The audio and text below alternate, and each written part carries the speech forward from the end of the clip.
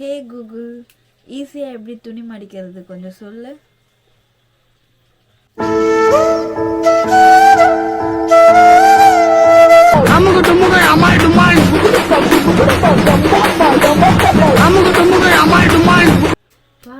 சொல்லுப்பா. நம்மளுக்கு கல்யாணம் ஆகி 5 வருஷம் ஆகுதுப்பா. ஆமா இல்ல, ஆமா அதை பத்தி தான் நானும் யோசிச்சிருந்தேன். என்ன யோசிச்ச? அது 5 வருஷம் ஆயிடுச்சு இல்ல. ஸோ எலெக்ஷன் வைக்கலாமா இல்ல அதே ஆட்சியை கண்டினியூ பண்ணலாமான்னு யோசிச்சேன்.